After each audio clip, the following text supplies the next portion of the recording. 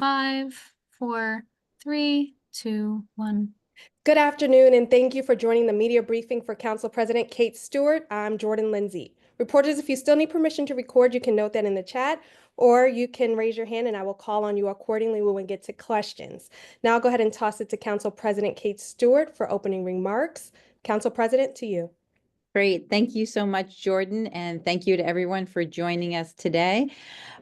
We continue to stand united in service and support with our federal workers and residents who are feeling the direct impacts of decisions being made by the Trump administration.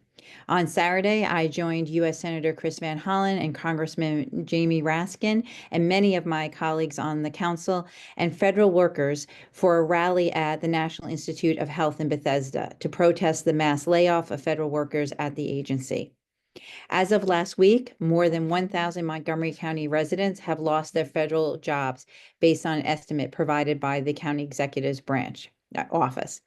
In order to help support our community members, last Thursday, I hosted the second webinar in our United in Service and Support webinar series. This webinar last week focused on mental health support for residents, and we were joined by representatives from our Health and Human Services Department, EveryMind, NAMI, the MoCo Pride Center, and the Black Physicians and Healthcare Network to provide resources to residents and answer questions. We were also very fortunate to be joined by U.S. Congressman Jamie Raskin, who provided valuable insights into the ongoing legal battles across the nation and some noteworthy legal victories they are seeing against recent actions and executive orders by the administration, including the executive order about birthright citizenship. He also reminded residents, especially those reaching out and asking how they can help during these difficult times, that the best thing they can do is to take care of themselves and those around them. Mental health is complex and looks different for everyone. So be kind to yourself, take care of yourself, and don't be afraid to ask for help. The resources shared by the providers during the webinar include some important options for those seeking help for themselves or their loved ones.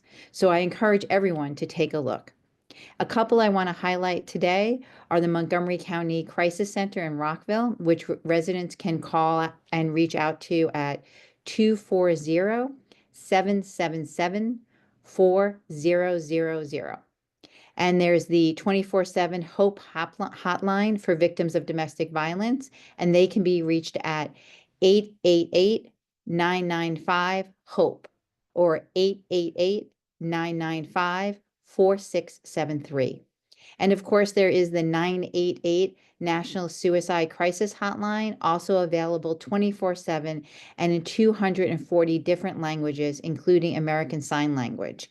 And they also serve residents via chat. The next webinar we'll be hosting is 2 weeks on Tuesday, March 19th, and will be hosted by Council Vice President Will Jawando with a focus on workers' rights and legal updates related to Trump executive orders.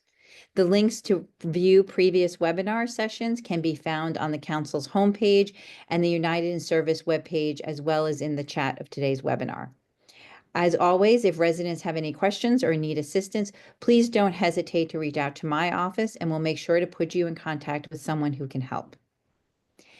As we continue to celebrate Women's History Month this March, we recognize the women who have broken barriers and paved the way for future generations here at home in Montgomery County and around the world. I am very proud to be the first female council president in the Montgomery County Council's first historic female majority council. Along with my council colleagues, tomorrow the council will be hosting a commemoration to recognize some of the amazing women who make Montgomery County such a great place to live. Women's History Month is a reminder to empower the next generation of girls and women to pursue their dreams and create their own legacies.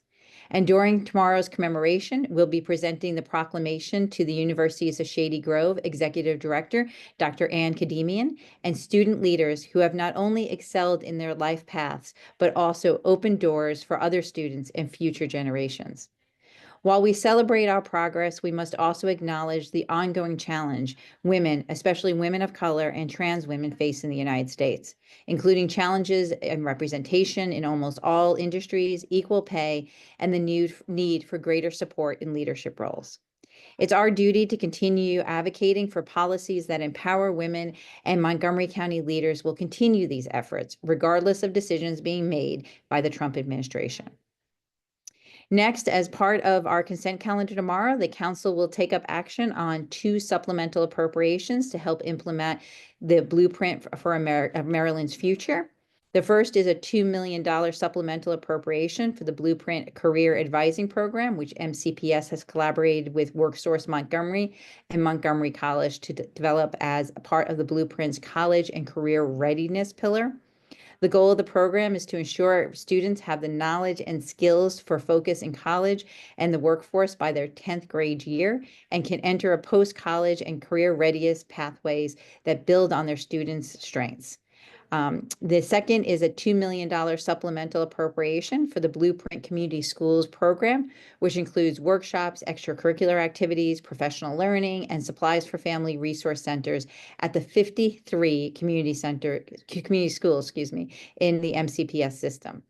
MCPS's community schools serve as hubs that provide students, families, and communities with needed wraparound services.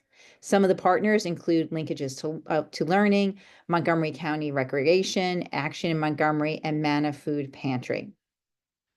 Next, also tomorrow at 1:30 p.m. and 7 p.m., the council will conduct multiple public hearings on the components of the More Housing Now, New Options for Workers package led by Planning and Housing and Parks Committee Chair Andrew Friedson and Economic Development Chair Natalie Fana-Gonzalez.